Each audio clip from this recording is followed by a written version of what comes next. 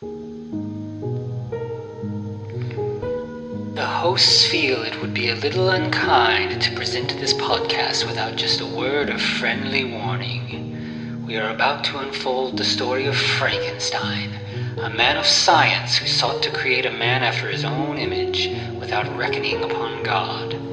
It is one of the strangest tales ever told. It deals with the two great mysteries of creation, life and death.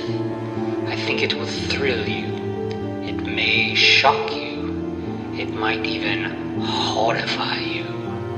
So if any of you feel that you do not care to subject your nerves to such a strain, now's your chance to.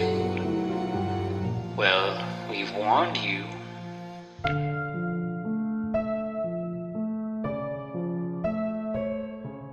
Hello, and welcome once again to the Frankencast. I'm the mad scientist, Anthony Bowman. My pronouns are he, him, and I'm joined as always by... that bloodsucker that is David Bowie, also known as Eric Velasquez. My pronouns are also he, him. Tell me he's not. Tell me he's not.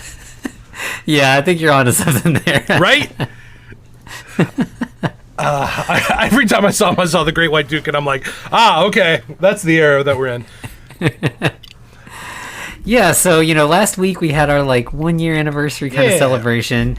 And so I thought for kind of much of October, we might try to, or I guess that was 2 weeks ago. Mm-hmm. But I thought we would kind of try to do some things that kind of echo back to some of the stuff we had started with.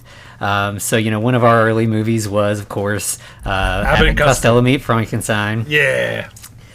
So this week we're doing Frankenstein, El Vampiro y el Compañia.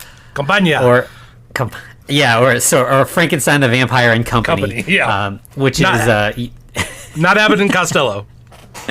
Yeah, it's straight up just a Mexican bootleg of Abbott and Costello meet Frankenstein, but it's still fun. Listen, you say bootleg, I say improvement, okay?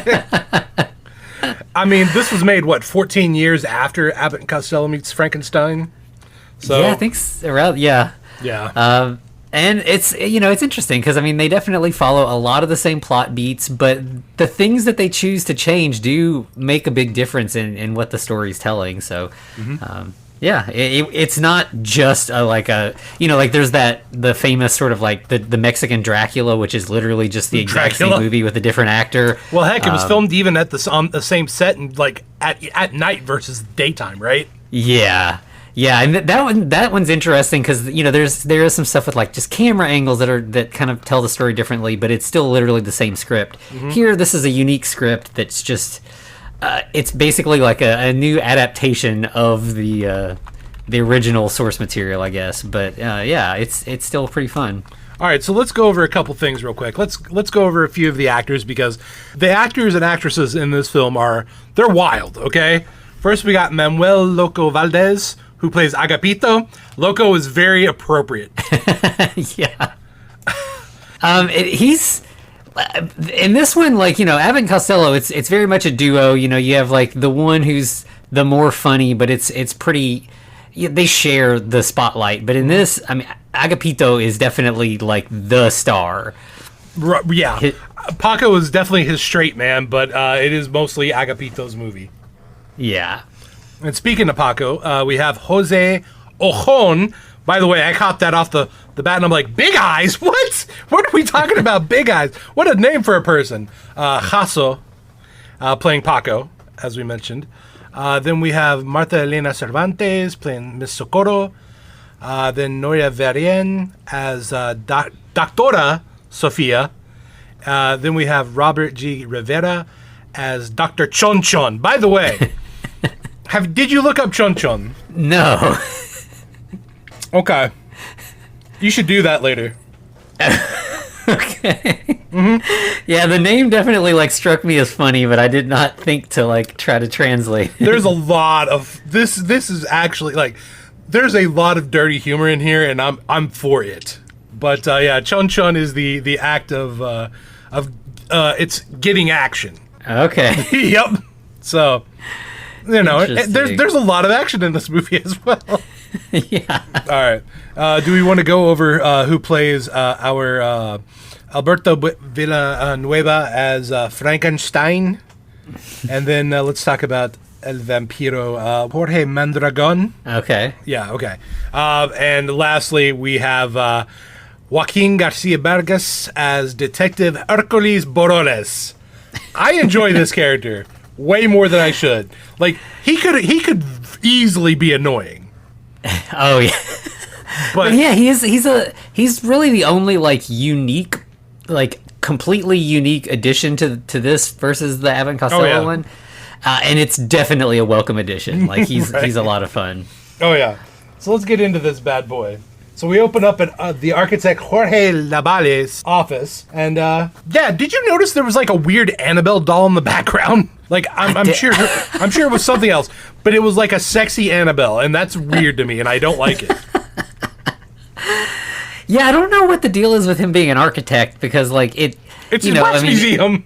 Yeah, like he's got his office area is just full of wax figures, and he's waiting on the delivery of the Frankenstein and Dracula wax figures. And so I mean, in the original it's the wax museum, but in this it's just like he collects them for fun, but is just also an architect, I guess.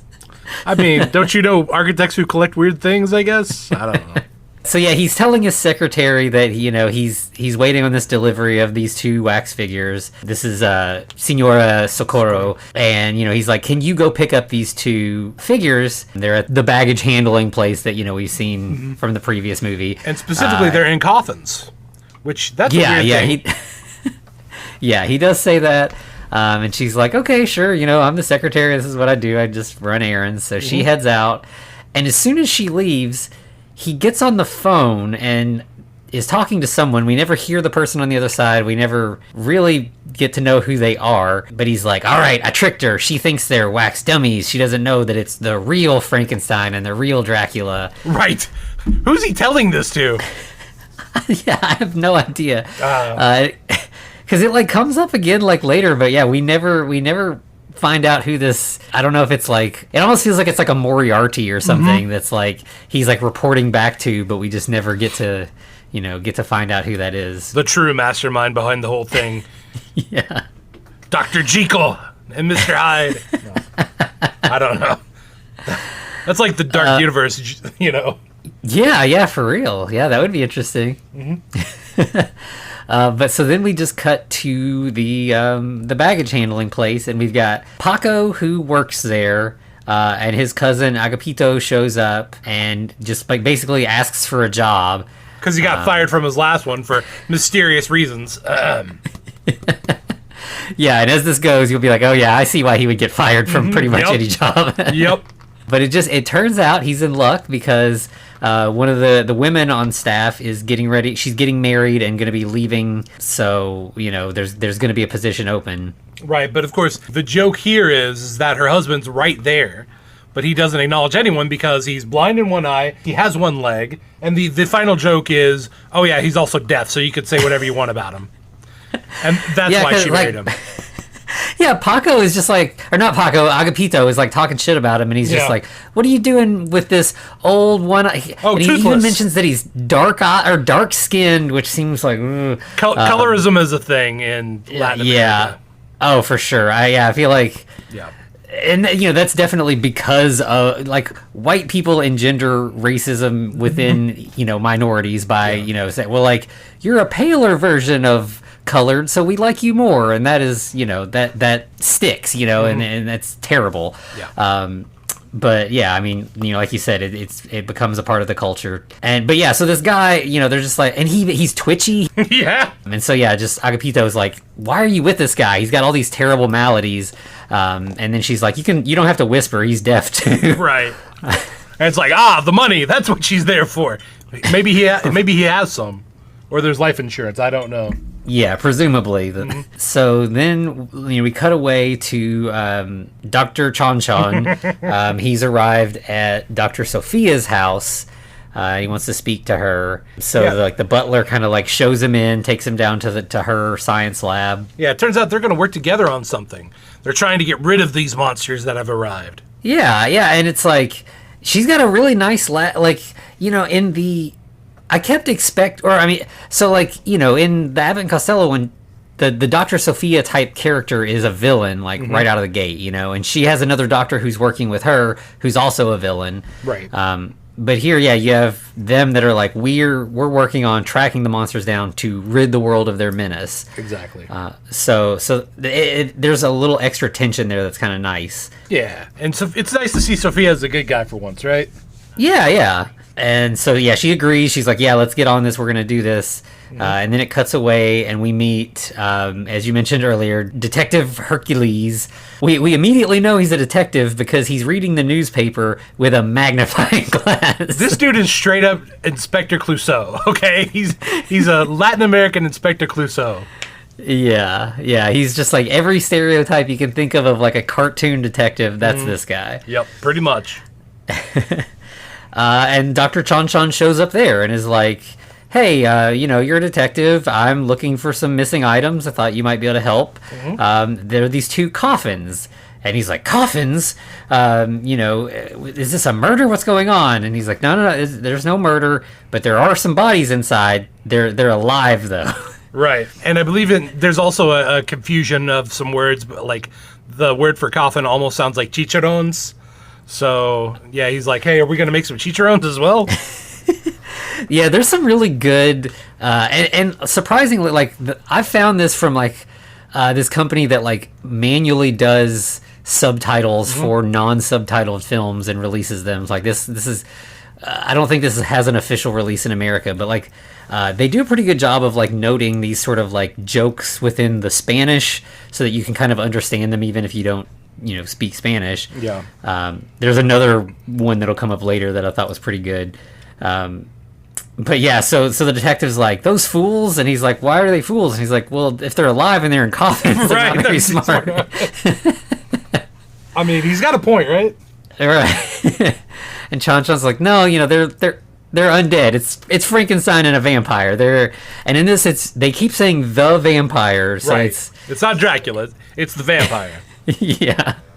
And like Hercules is kind of like, he gets really scared at first hearing that it's like these, you know, monsters, but then he's like, well, you know, I don't really believe in monsters. They're not real. And Chan Chan's like, just find the coffins. Like, right. It doesn't matter what you believe or not. And then we see, he's like, okay, so he goes to like make a phone call. And then we cut to, or like go to the clock on the wall and see like a bunch of time has passed. And then it pans back down to them, and the detective is in Chan Chan's arms, like he's holding him. Right, because he's terrified of all the stuff that Chan Chan just told him. Yeah, but they've got a plan now. Hercules is like, okay, I'll see you tonight. And Chan Chan's like, no, I can't see you tonight. I'm a werewolf. I'll see you later, though. Oh, he's just a werewolf. That's all. Nothing big. So Chan Chan's our Larry Talbot character here. They kind of sneak that on you, which is kind of nice. Right. I do appreciate that this Chan Chan, or this Talbot, or version of Talbot, has a mission, though, versus other Talbot who's just like, I either want to die or, you know, I want to be restrained in some form or fashion. I'm just kind of here messing everything up. You know? Yeah. So it's kind of nice where we're kind of, it almost feels like they've kind of combined a couple characters to streamline things, which works. Yeah. Then we cut to Agapito and Ojon, or Paco. As by this time they're just calling him Ojon. You know, they're just like, all right, we're gonna call him Big Eyes. That's what we're calling him.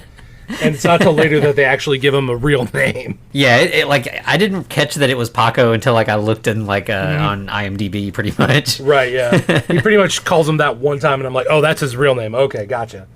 But yeah, so they, I believe that they get a call at this time, and Agapito goes and. Well, there's a little exchange about Paco's like, hey, go ahead and go, you know, answer the phone. And Agapito's like, nope, can't do it. My mom told me never to talk to strangers. And I'm like, well done. That's a good joke. Yeah, I like that one. But, you know, Paco's like, go get it. And so he goes and answers the phone, and, you know, it's Chan Chan. So, like, Chan Chan is on top of things. You know, he's been to the Sophia's, he's been to the detectives. Now he's checking with the baggage handling. Like, he's proactive, man. Yeah. And he asks about the coffins, and Agapito's like, let me check. And he gets out this ledger and then, like, puts his face, like, right up against it to read it. Like, it's just a silly little gag that, like, has no real purpose, but it definitely made me laugh. So I guess that's the purpose. Yep, you nailed it. While he's looking, Chan turns into a werewolf, and so then, Agapito answers the phone, and it's, this bit's pretty similar, where he's, like, hearing growling over the phone, and he's like, what are you barking at? And he just hangs up on him. Mm-hmm. And obviously, it's worth noting that, like, the werewolf makeup is not quite as good as the Universal werewolf makeup, but it's a mask. It's not terrible. It's a mask. Yeah, but they do a pretty good job of, like, making it as animated as they can, considering it is just, like, a Halloween mask that you could go buy at Spirit right now or something. Right. I feel like it was really hard to get Jack Price? Pierce, yeah, at this time, so, Yeah. And so then we get a really great bit where this lady comes in. She has a bowl full of goldfish that she wants to mail, which is an insane request. Right. But I did like how she's like, oh, yes, I want you to mail this off to Moreya Me. And he's like, me? Michigan? And she's like, no, Michoacan. And I'm like, that's a good joke. That's a real good joke, too. Yeah. Yeah, again, it's that, like, miscommunication between, like, two different, like, Spanish, or in this case, a Spanish city and an American city that vaguely sounds similar. Right. Yeah. Or at least state. Yeah, right. Oh, right, yeah. Then we get this thing that is like an ongoing gag that never really gets explained other than, like, I guess it... Agapito just hears a voice, like, out loud, that is like, hey, I bet that lady would probably like a joke. And he's like, oh, okay, I guess I'll play a joke. So I don't know if it's like his... like his dark impulse speaking to him, or right? I don't know. I guess that's where the loco comes in. But I was like, oh, is he going to be like Dr. Jekyll? Is that what this guy's going to be? That would be a great ending bit. Spoiler alert. No, that's just him. That's just him. He is legitimately crazy. And I was like, oh, is the fish talking to him? Because that's weird too. No. But so the joke that he comes up with is he takes a goldfish out of the bowl and sneaks up behind the lady and drops it down her dress. Mm-hmm. And so then while she's, like, wriggling around and, like, there's a wet, floppy fish sliding down her back. Okay, this is funny because they start, breakdancing. And they both kind of do it. And I'm like, that's good shit right there. Do that. Yeah. Yeah, she's, like, mad, but he's just, she's still dancing because of the fish, and he's just dancing because it's fun. Mm-hmm. But then eventually she just, like, shoves him and knocks him down. Yeah, I mean, he deserves it. Oh, yeah, she takes her goldfish and leaves. Like, I'm going elsewhere. Right, by the way, his pranks are just being mean, like, irrationally mean to people. Yeah, pretty much. Abusing them, yeah. And then we get, like, pretty standard gag where, like, Paco's like, there's this one suit. Can you get this suitcase out of this giant stack? And he pulls it and, knocks a bunch of suitcases down on his head. And that, of course, is when Dr. Sophia arrives. And so she's like, oh, poor baby. And she kind of, like, helps him with his... Mostly, like, it all seemed to land on his head, but his hand is what's hurt. So she kind of, like, helps with his hand. Yeah, she starts massaging it, and then he's like, no, it's up a little bit further. It's up on my, my forearm. Oh, no. It went to my bicep. It's right, yeah, okay, there you go, thanks.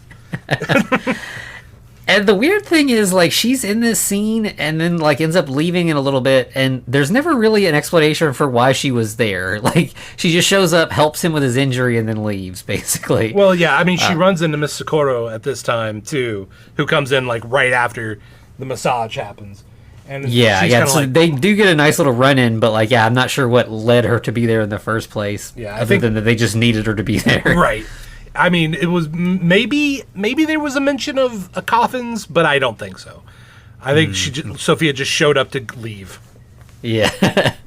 So yeah, right after she helps, like you said, Sakura arrives, and she's asking about the coffins, and then Dr. Sophia's like, "Coffins, you say? What's? I'm interested in that." Mm-hmm. So the secretary is like, "Yeah, these coffins contain wax figures of all, Frankenstein and a vampire."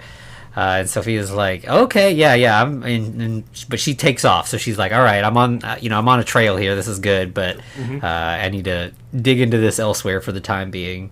They do have the coffins there, and she pays Paco and Agapito to transport the coffins to the architect's office or whatever, and get them all set up. Right. And of course, originally Paco's kind of like, no, we're not going to do it for money. And then Agapito's like, how much are we talking, though? Like, how much would you pay us if we wanted to? And she's like, what is it, 2,000 pesos? And he's like, yeah, no, we'll do that for 2,000 pesos. And just yanks the money. Yeah, and so then it cuts to, like, that night with them delivering. This scene is pretty similar to what you're used to. Like, Agapito's all scared. He's creeped out by the figures. They read the display sign in front of where the vampire's supposed to go. And then suddenly there's, like, a lightning strike, and the power goes out. Right, and then our good friend Paco's like, oh, I'm going to check on that. And then we have Agapito left behind. And as he's just sitting there, some mysterious figures, Sophia and her henchmen, come walking in. Yeah, this when this was going on, I was like, oh, maybe Sophia is evil. Like, what's going on? Because it's like, it's like these big, it's just like heavies, it's like mobster looking guys. And like, they're all like sneaking up behind Agapito, and he's like sitting there kind of talking to himself, like, I'm brave. I'm not scared of anything. I'm okay. Mm-hmm. And like, then when he looks around, and they all kind of just freeze frame like they're wax figures. That's so good. You got a guy with a knife, a guy with a club, and a guy with an axe, just frozen in their little places. And Agapito decides to make the rounds. He grabs the guy with the knife. He's like, wow, that's really, really lifelike. That must be made out of foam. I hope it's made out of foam. Yeah. And they keep, like, it's every time he turns away, they, like, almost attack him, but then he, like, turns back, and they just freeze frame again. There's, like, one guy that, like, swings an axe, and he's like, oh, no, like, it looks like that arm's loose, and he, like, sets it back up, Yeah. And that Paco ends up coming back in. Well, no. Because Sophia, Agapito goes to sit down, and Sophia's like, do it now. And the club guy comes up and whacks Agapito on the back of the head. Right, yeah. And so they, like, they steal the bodies out of the coffins and then seal the coffins back shut. Yeah. And so then, Paco comes in, and he finds Agapito asleep on the ground. I do like how he calls him dummy. Yeah. And at this point, Laval comes in, opens the coffin, sees they're empty, and, is obviously upset. And he's like, I hold you responsible. You have to find them. Right. I'll give you a lot of money, or I'll send you to jail if you don't. Yeah. You've got the carrot and the stick here, basically. And so they're like, okay, we'll see what we can do. Right. To be fair, that's better than the guy from the Abbott and Costello one, because he was just a dick. Yeah, he was just like, I'm going to get the cops on you right away. Like, he's not offering any kind of reward for their return. Right. And so then we cut to, like, I guess Paco and Agapito's house, or where they're kind of staying, and Chon shows up and asks them about the coffins, and they kind of give him the rundown of everything that's happened so far. And he's like, oh no, this isn't good. And then he looks out the window and sees the moon coming out, and he's like, oh no, that's really not good. I'm going to turn into a werewolf. So, he kind of does the thing, like, can you lock me up in a room by myself? And they're like, okay, I guess. Yeah, that's fine. So Agapito locks him in a room, and then, realizes he forgot his bag and goes. But in this case, it's a little more streamlined. Like, Agapito never really goes in the room. He stands outside the door and is like, well, I know he said leave him alone. He might be asleep, but also he might need the bag. So what do I do? And the whole time, the werewolf's just standing on the other side of the door, ready to pounce. Right, but of course, Agapito's crazy. He's not stupid, so he just opens the door, chucks it in the suitcase, and then closes it and locks it immediately. Yeah, which is a much more logical decision, even not knowing there's a werewolf there. Like, give him the bag, but don't disturb him. It makes sense. Mm-hmm. But the weird thing about that, he also, like, he knows, or he's trying not to disturb Chon, but he also walks up and down the hall with a train whistle. Right. He's acting like a train. I don't know. I didn't get that joke. It's like one of those, like, those wooden whistles that you get when you're a kid that make, like, the train sound. But yeah, it's great. I think so. After he locks the door back, we cut back to the architect's office, and he's got Sakura there. And he's like, okay, we need to get to the bottom of what happened. I need you kind of go undercover. Go befriend those two delivery men. find out what they know, any means necessary, marry them if you have to, Right. but I gotta get these 2 wax figures. Exactly. Kind of like seduce them. Yeah. And of course, Miss Socorro is like, I'm for that, boss. Let's do this. Yeah. Like, she was enthusiastic. Yeah. This is like full service secretary. Like, This secretary will bury a body for you. oh, definitely. So then we cut to Dr. Sophia's, and she's got the 2 monsters, and they are on slabs. She's talking to the butler and is like, they must be destroyed. We need Formula RL2. We got to give these guys shots to destroy them. I guess that's how that works. Yeah, and so again, I was still skeptical because it was like, I knew she had, she was evil in the first movie, and now she's got this like group of gangsters who like knock out an innocent delivery man, and so they're laying on these slabs in a science lab. I was like, she's lying, like she's gonna revive them. She's sketchy. Well, she does accidentally though. Yeah, but yeah, I mean, it just seems like, I don't know, she's just, by any means necessary again, like, she's just like, if I've got to hire some hoods to knock out some people to put these things out of commission, then I'll do it. Right. I mean, to be fair, she could just kill the guys and not have to worry about them again, but she's nice enough to be like, nah, we're just going to KO them. Yeah. Or, well, I think a couple of her henchmen were like, no, we're going to kill these dudes.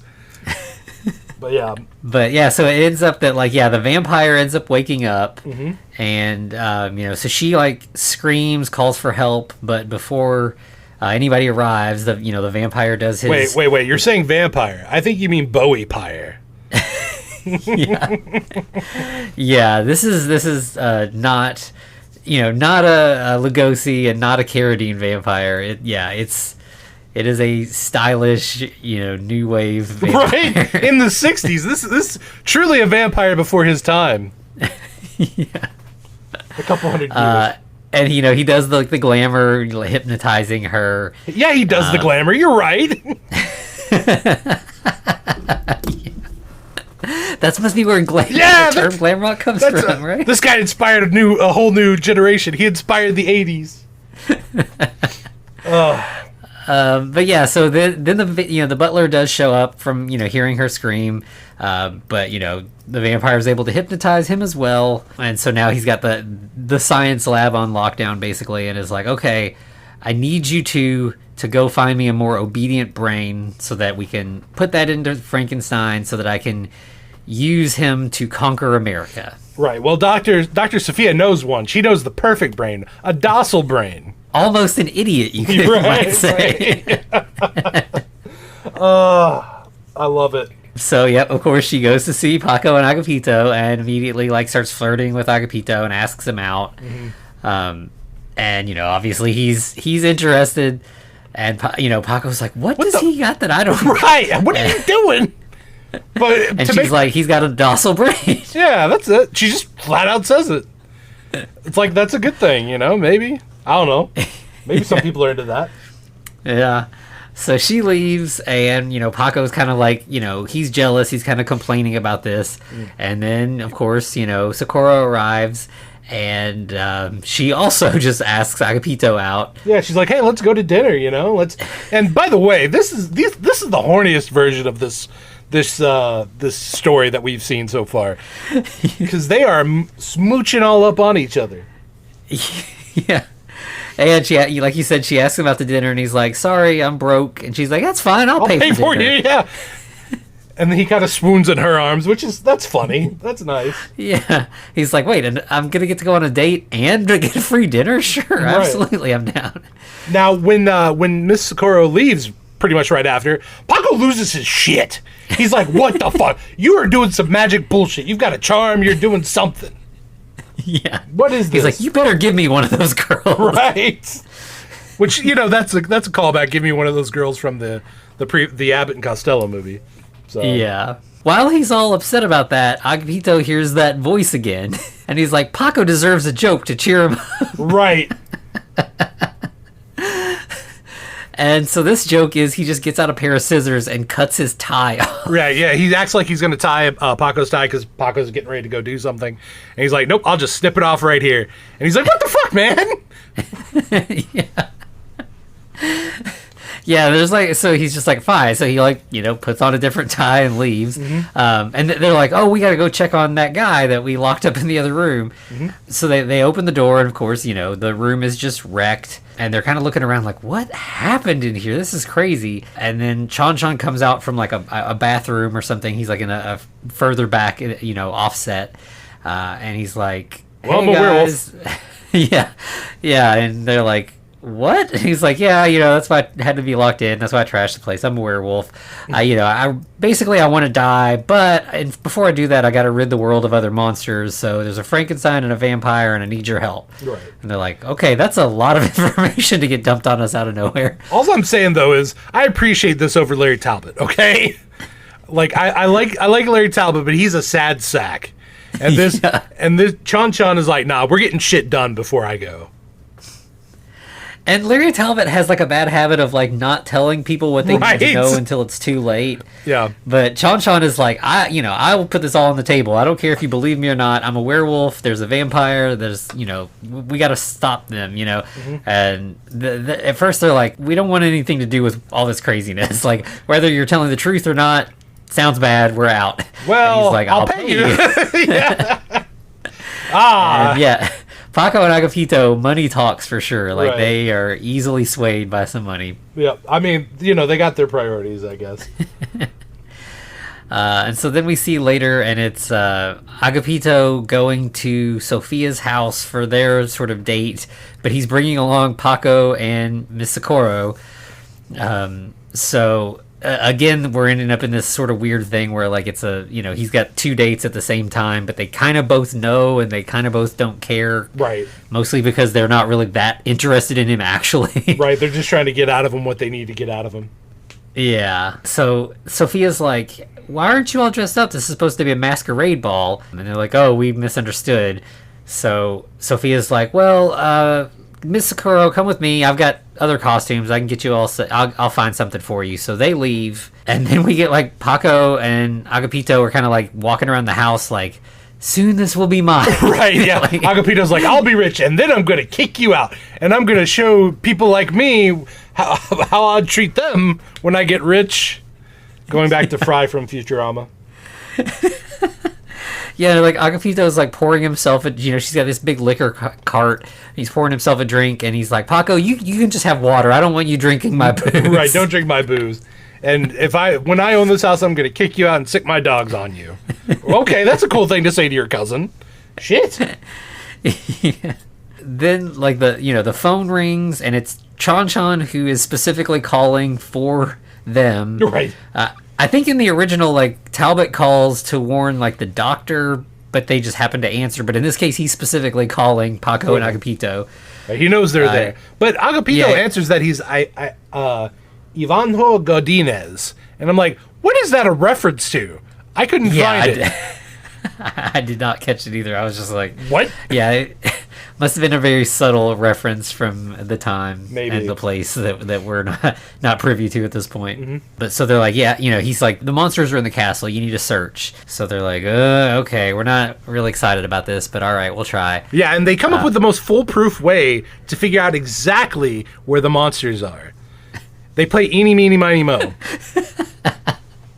Just straight up. But and they do instantly kind of like make their way into like a spooky basement, like rickety stairs and everything. Mm-hmm. Very similar to the set from Abbott and Costello. A little bit less moist. Not as moist. Yeah. This is definitely a little more low budget. It's more like, it looks like it was built on a stage for like a high school production of Romeo and Juliet or something, but it works. But like in this case, Paco is the one who accidentally falls through a secret door. Right. And, so then, like, Agapito's trying to find him, and he ends up, like, backing up and sitting in Frankenstein's lap. Right. Which, that's just a funny little gag, and because this movie ain't got no time to waste, Frankenstein just gives him a little bit of a hug. A nice little hug. And Agapito, like, looks down and counts the number of hands that he can see in his lap, and it's like, 1, 2, 3 hands. That's one too many. That's one too many hands. And he's like, I'm not a freak, so that can't be me. Right. Which, that's rough, man. Yeah. So then, like, he gets up, starts running, then ends up like backing up in fear away from Frankenstein and ends up backing into the vampire. But he doesn't even look. He's like, "Oh, Paco, thank God it's you." Right. There's a Frankenstein. Then then he does turn around. He sees that it's the vampire, and we get like just a great classic like slapstick chase scene straight out of like Scooby Doo or something. Okay, can we talk about how athletic Agapito really is? Because like legitimately, the guy jumps up and grabs a rafter and swings up to where the vampire just runs underneath him. Yeah. I'm like, oh, all right, bro. Good for you. Yeah, it's like a good mix of like stuff like that. Physical where, comedy. It's just running and then there's like a bit where like he finds a basket and he puts it on his own head and just stands still so that the vampire thinks he's like a lamp or something. But then while like the vampire like looks away, then he puts the basket on the vampire's head Right, and runs off. Runs away while he can't see. He pulls the old Skyrim. So yeah, some like real physical stuff, some silly stuff. It's good. Okay, can we talk about where he almost the vampire almost gets Agapito cornered in that trap door, and they're doing this bit where they kind of run around it a little bit. Then the vampire just stops and waits for Agapito to run past him before he springs on him. I was like, oh, that's good. I don't think I've seen one quite like that. Yeah, they do some good stuff with that spinning door. And ultimately, Agapito does end up bumping back into Paco, and he tells him everything that's happened, and Paco's like, no, that's not real. Like that didn't happen. But then pretty much instantly, the door revolves, and he sees the monsters, and is like, oh, okay, you're right. Right. And it's almost like that scene in The Shining with the dog person, right? They just kind of turn and look at him, and it's like, oh, I'm interrupting something. Goodbye. Yeah, and it's just it felt like Abbott and Costello. That the tension for a good chunk of the second half of the movie is that one knows that the monsters are real, and the other one thinks that one's crazy. And in this case, I mean, it's pretty much right away that they're both on the same page. They're real. We got to figure out what to do. Yeah. So the goal here is a little different in terms of like what the story's trying to do. But yeah, so then we end up we cut up to upstairs. The party's kind of in full swing. There's a lot of guests there. There's people kind of dancing, and more guests are arriving. Right. We even get a special guest, a Hercules. And he's not invited, and he's just like, yeah, I definitely have an invite. Just let me, there's a guard there, and he keeps trying to trick the guard, and it's not working. Well, he's dressed up as a sheriff to begin with, which is funny in and of itself. Yeah, and Elmer's the guard that he's trying to fool, the lab assistant. And I think it's at one point he ends up leaving. He comes back in a different disguise. I forget how it ends up working. Well, it doesn't exactly, because Elmer's like, dude, I know who you are. You're the guy who was literally just here. And then Hercules is like, oh yeah, but what about that guy, that fat guy over there? He's trying to get in. And Elmer looks and he runs in the party. Right. But then pretty much the rest of the movie, Elmer's just kind of scoping out the party, trying to track him back down. He's just dedicated to getting this one interloper out of the party. Right, and we get a couple good dodges from Hercules as he eventually makes his way to the women's room. Yeah, and comes out as a belly dancer, and he's like, "Oh, there was a terrible guy in there. You better wait right here for him." Yeah. And yeah, he's got the the little veil over and everything. But it doesn't cover the mustache. Yeah. Then downstairs we get a scene of the vampire talking to Sophia again, and he's like, I want you to take me upstairs and introduce me to your guests. I want to pick out some victims. Right. I want to eat something tonight. Come on. I'm hungry. Yeah. So then we see Chan arriving at the party. He's talking to Paco and Agapito, and he's like, I need your help. We got to do this. And Agapito's dancing, and he's like, nah, I'm good. I just want to dance. He's got his priorities straight. That's fine. He ends up at first he's dancing, I think, with Miss Socorro, but then he ends up dancing with the detective in drag. Right. He tries to kiss this lady and lifts up the veil and then sees the mustache and is right. I believe the joke is, you're so radiant, you're like the sun, you're so beautiful. And then whenever Hercules takes off his veil, he's like, and there was a solar eclipse. Good night. Yeah, so as far as like drag bits go, this is pretty innocuous. Like it's not, this is a cis straight man in drag intentionally, and so it doesn't feel as dodgy as some of these kind of gags can get. Right, exactly. But then I think Agapito then gets introduced. Sophia introduces him to the Count. Okay, let's talk about the name. This is a great gag. All right, did you pick up on what the joke was when she introduced his name? Yeah, it was like a really long name. I think Transylvania was in there somewhere, but I didn't. So she says this is Count Lorenzen of Chupa Merto y Chupa Chupa, basically from Transylvania and the High Carpathians, or the Carpathian Mountains. Okay? Oh, but sucker. Exactly. I think the Chupa Merto is like I think it's like a Mexican term for like death sucker. I don't know about that, but like death sucker suck of Transylvania and the Carpathians. It's like he's a vampire. That's what this guy is. Yeah. Yeah, I definitely missed that, but that makes that's where like chupacabra and also those like suckers that are just called chupa chupas. Exactly, sucks. Which also is a slang term, but all right. Anyway, and like Agapito's like, you look pretty familiar, and the vampire's like, I don't know. Who are you? I don't know you. Yeah, and he's like, you weren't like downstairs trying to kill me a few minutes ago, and he's like, no, you must be mistaken. And he's like, okay, sure. Right. I like how he's just like, yeah, you're right. I probably am. And then we get another great bit of like confusion about word meanings, because Agapito's like, would you like some sangrita? Right. Tequila was sangrita. And the Count's like, yes, absolutely, I would love that. You people just drink blood here? He's like, that's totally my thing. I'm totally down for that. Right. He got really excited about Mexico. And so Agapito's like, well, let me get you some of that. And then at that, I think Sophia is like, no. So here's this is because it's like they're talking about like sangria, but like their sangria is not like what we now call sangria, like wine with fruit. I can't remember exactly what she said it was, but it was their sangrita. Yeah, sangrita is different from sangria. It's okay. It's basically tomato juice with lime and chili powder. Gotcha. Okay. So of course he does a spit take because he's expecting blood, and like when he picks it up, he's like, "Is this from an anemic person?" Come on. And then we get like some more just kind of scenes of everybody dancing, and there's a part where like the vampire is dancing with Miss Socorro, and he's like, could give you eternal life, and she's like, what? And so at first I was kind of confused because Sophia and Socorro they don't look very similar, but then at the party, like they kind of swap looks in a way a little bit, like. So it gets a little. Isn't Socorro's dressed up like a old fashioned like Spanish lady?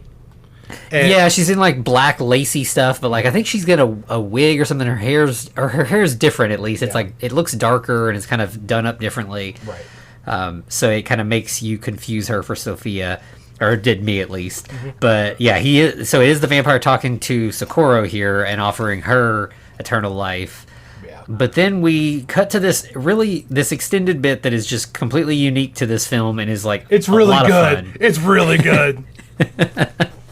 It's honestly one of the best parts. Maybe just really because it's it's not anything I've seen before at all. So it's just so there's like this woman says that her necklace was stolen, and Hercules pops in at this moment. He's like, it's like is there a doctor in the house kind of bit, but for a detective, and he's like, okay, I can help you try to find the necklace. And his first, he picks out this woman that he thinks might know what's going on, and he starts kind of accusing her, and then she starts answering him. She's speaking in Italian. And so he's like, oh, okay, that's kind of interesting. And like it's this really they go back and forth a bunch, and then finally, he also tries to speak Italian, but he doesn't do it very well. Yeah. And then finally it comes out that like she can speak Spanish. She was just choosing to speak Italian to fuck with him, basically. Well, why didn't you tell me you were speaking Spanish? Well, you didn't ask. That was a hell of a delivery. But then she is like, not only did I not take that lady's necklace, but I was also robbed. Yeah. I felt some hands on me. And he's like, why didn't you try to stop them? And she's like, oh, I thought they had good intentions. Yeah. Well, by good intentions, we would mean bad intentions. But, Right. Either way, she was going to have a fun night. She thought. And so then the detective, he's clearly not a great detective, which is what makes him a great detective in this movie. Because he's like, all right, here's the plan. I'm going to turn off the lights, or we're going to do musical chairs. Everybody's going to dance. We'll shut off the lights in the middle of the song, and then I'm going to hold out my hand, and somebody, if you've got the necklace, you can return it. Just put it in my hand. No questions asked. No consequences. And they're like, well, why would they do that? And he's like, well, if not, I'll have to use this. And he pulls out a gun. Obviously a rubber gun, though. Yeah, he literally flops it against his hand. It is definitely rubber. So it's I guess he's gonna hit them with it or something. I don't know. So then everybody dances. They shut the lights out, and then when the lights come back on, the gun's not in his hand anymore. It's a banana. Right. That's amazing. Yeah. Well, he's gonna make the best out of this situation because he peels and eats the banana. He's like, all right, we're gonna do this again, though. He was like, that was my grandpa's souvenir. God, yeah. Which I don't know if souvenir means something slightly if that's a lost in translation bit a little bit, but nope. I'm guessing he means it's an heirloom that he received from his grandfather. Yep. But he's like, okay, so now here's the deal. We're gonna shut the lights off again, and if you give me back my gun, you can keep the necklace. I don't care. I just put the gun back. Right. So it's pretty good. He's pretty useless. Well, when they cut the lights on this time, he's missing something else. He's missing his pants. Yeah. He just somehow they were able to get his pants off of him without him noticing, and everybody is just dying laughing at this, goof, this just idiot guy who is clearly not a effective detective at all. Yeah, I'm really glad they actually resolved this. Oh wait, no, they don't. We just it's a fun bit, but yeah, there's no resolution to it. Yeah, it almost feels like they just had this actor they knew he was funny, and they're like, oh, well, we could add a few bits with you in there. That'd be a nice little pad for the movie. So you know what? I'm okay with that. I endorse it. Yeah, no complaints here. So then we cut away to Sophia. She's outside with Agapito, and is flirting with him. And then she just outright says I want your brain and your blood. And he's like, excuse me, Rick and Scratch. And because he's confused, but he's like, okay, I'm just gonna keep flirting because I don't. Right. Maybe this means something else. He's just okay. Well, I think this is another translation because he's like, well, I mean, we can go get some tacos and some salsa, and and she's kind of like, no, that's not what I mean, honey. Yeah. And so then Paco and Chan Chan show up and kind of interrupt this exchange, and they're like, Agapito, we need your help on the mission. So they kind of all head out into the woods. Well, Sophia splits right as they show up. Yeah, I think she's kind of like, oh no, I put too many cards on the table. I better get out of this, this situation before the rest of them find out what's going on. Yeah. But then as the trio, the guys are kind of walking through the woods, Chan Chan ends up turning into a werewolf again, and kind of splits off from them. And then we get the party goers just find a dead guest. Yeah, that's kind of weird. That was the wax museum owner last time, right? Yeah, well, and I think he was just injured, right? But yeah, that's right. He was injured by Talbot as a werewolf, but in the Abbott and Costello one, Abbott is wearing a werewolf mask, and so he thinks it was him that did it. Right. Well, in this case, Agapito shows up and he's like, boy, it really would be funny if I got all these people on my cousin and told them my cousin killed this guy. How funny is that, Anthony? Yeah, so his inner voice just gets worse and worse. Yeah, no, he is crazy. Yeah. Yeah, he just basically tells this angry mob hey, I think my cousin was trying to attack that guy earlier, so he's probably responsible. So they all start chasing Paco and he runs away. And I on it the way this plays out, I'm not sure if the vampire killed this guy or if if it was Chan Chan as a werewolf accidentally. Right. It never gets spelled out, nope. But Either way, he's a dead guy, and definitely Paco had nothing to do with it. Right. But at this point, after everybody else takes off after him, the vampire appears and hypnotizes Agapito, and then kind of just like leads him away. Yeah. Well, there's like a little bit of a Scooby-Doo gag right before this, where like the entire mob starts chasing the werewolf, then they get chased by the werewolf. Yeah, and then we get Paco and Chan end up. I guess Chan at some point changes back. Yeah. And joins up with Paco, who has somehow eluded all these angry people. Right. And they're like, okay, we've got to stop this vampire. That's what needs to happen first. Yeah, let's find Agapito and Sakura, because she's missing now. Yeah. Then we cut back to Laval's office, and he gets a call, presumably from the person he called earlier. Mm-hmm. And this person tells him that the monsters are at the castle. Right. Who is this mysterious person? Yeah, so presumably this person is at the castle as well, if they know this. Mm-hmm. So it kind of like, I don't know. I guess there's the possibility that we're missing something in translation, but as far as what is here that we can tell, it's not like there's going to be like a big reveal that this is, somebody that we know. Right. But it is like there's something else going on in the background, right? Because we've got people turning up dead that we've never seen. We've got mysterious voices on the phone calling in hits, basically. Yeah, it made me wonder if either there was a longer cut of this at some point that got kind of chopped down and that some of it got lost in translation, or if it, in our subtitled version, it's literally lost in translation. Right. I blame Elmer. I think the butler did it. Yeah. I mean, that would kind of make sense because he got hypnotized too, but it doesn't really do much. So, right. Yeah, I don't know. And I don't think we see him through the rest of the movie. Yeah, after he like chases the detective around, that's pretty much the last we see of him. Mm-hmm. So then we see the vampire and Sophia. They now have Agapito and Socorro. They're tied up in the basement, and they're kind of starting to set the plans in motion.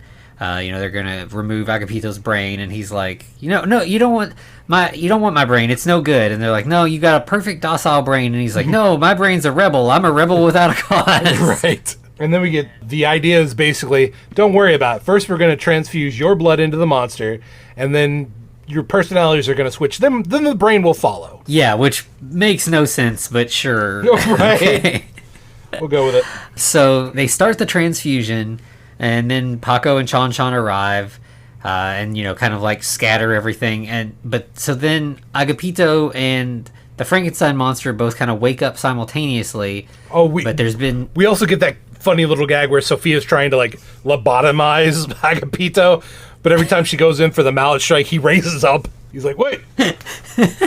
Yeah. But so then, once Frankenstein and Agapito stand up, we find that enough of the blood transfusion has occurred that Agapito is now like the Frankenstein monster. He's like stomping around, smashing stuff, while the Frankenstein monster is just like dancing and being silly because he's got Agapito's personality. Like barking like a seal. Which, yeah. Okay. But, this feels very like classic Universal, except with Agapito as the monster because he's just smashing stuff. Some things start to catch on fire and the fire starts to spread. So, the lab is in danger at this point. Yeah, and it turns out that Sophia might be okay because turns out the vampire made her do it. Yeah, and she kind of instantly just like reverts and is like, I don't know what to do. Like, this transfusion's already happened. I can't undo it. Mm-hmm. The effect will last a few minutes, maybe a few hours. I don't really know. Like, we're just gonna have to wait it out. Right. And so they're, kind of trying to like get everybody out at this point.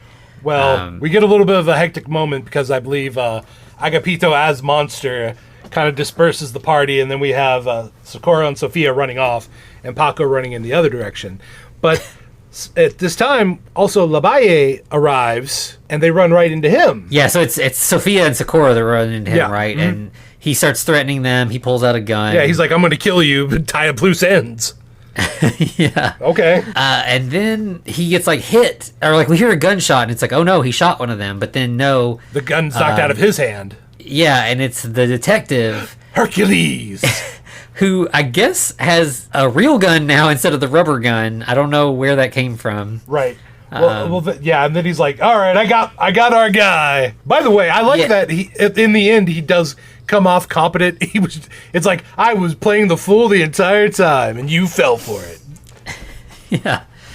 And so presumably, so like the vampire was talking about this plan he had that he wanted, the brain swap so that he could take over America. I'm not sure where Lavalle fits into his plan, or I don't know if there were two evil plans going on simultaneously or if they were working together somehow. It's very strange, but ultimately the detective has stopped Lavalle at least, and it almost, I can't remember exactly what he says, but it almost maybe implies that he caught the mysterious person on the phone. But again, we never see that person if he did. Right. And, so at this point downstairs, Agapito is starting to turn back into Agapito. So they're like, okay, we gotta get out of here. The fire has spread a lot. The whole lab's basically on fire. There is a problem with Agapito turning back into Agapito. That means the monster has turned back to the monster. Right.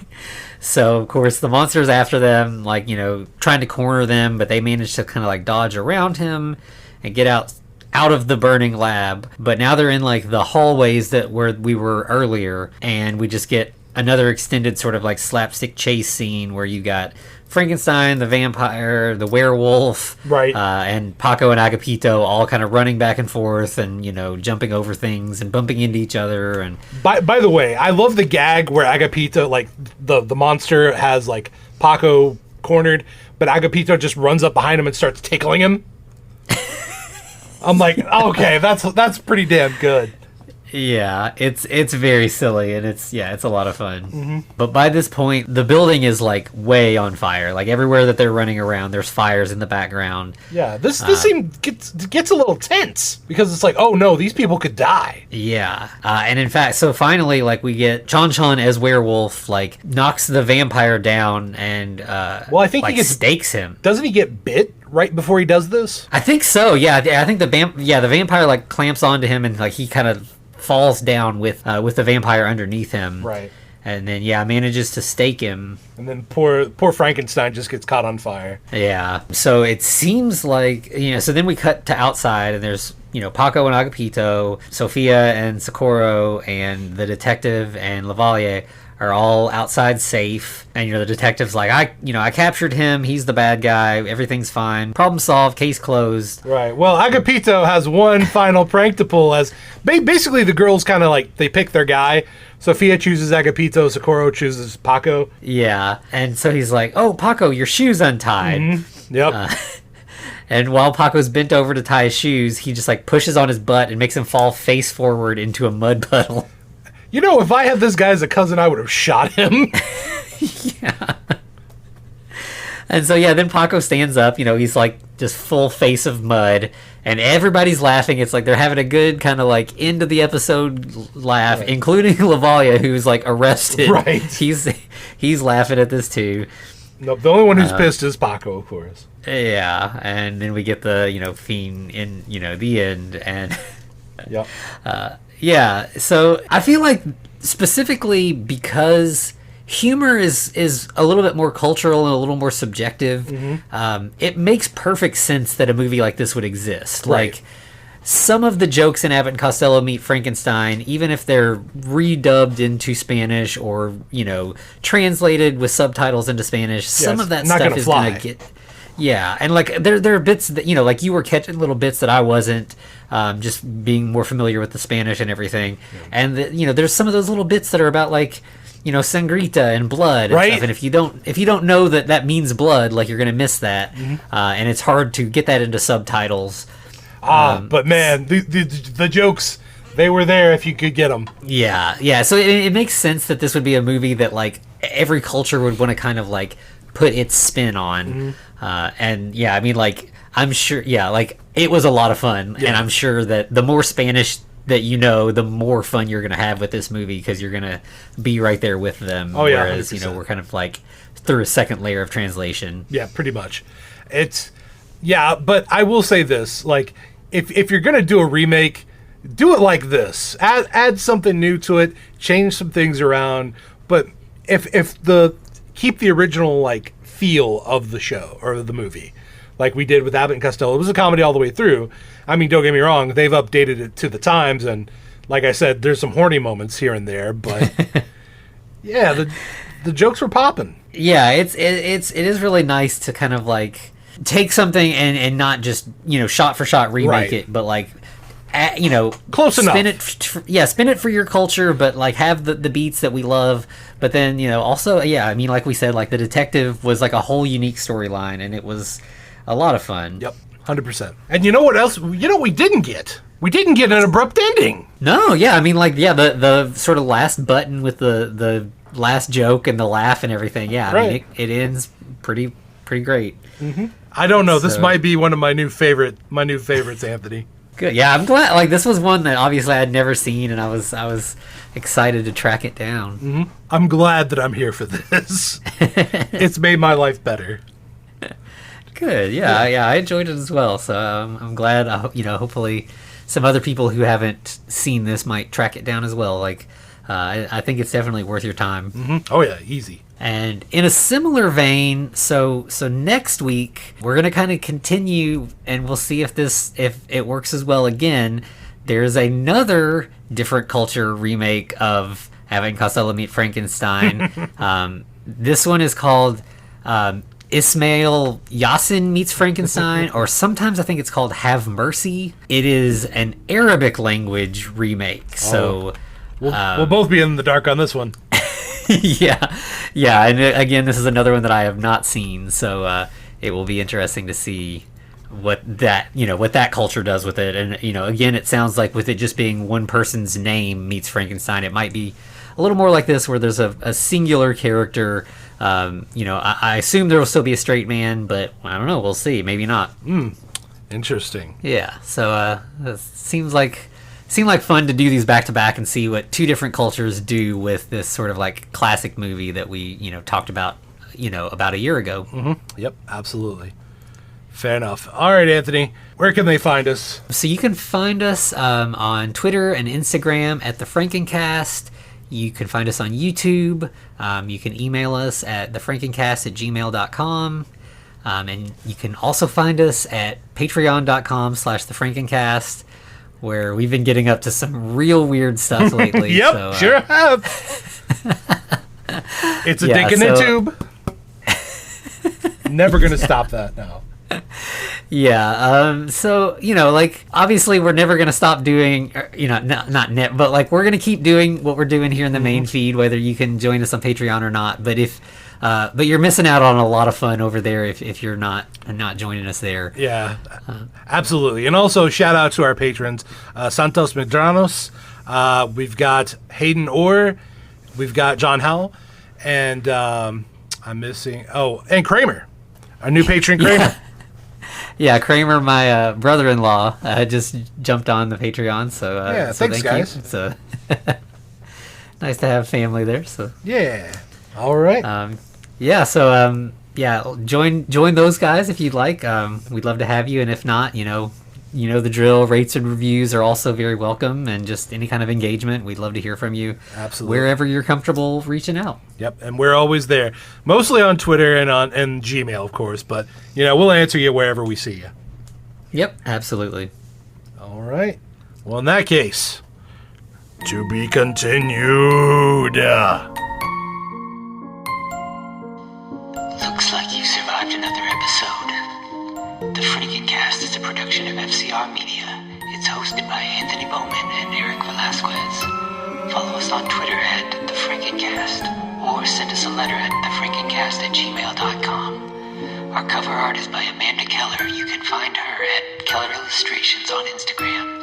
Our theme music is by Vivek Abhishek. Thanks for listening.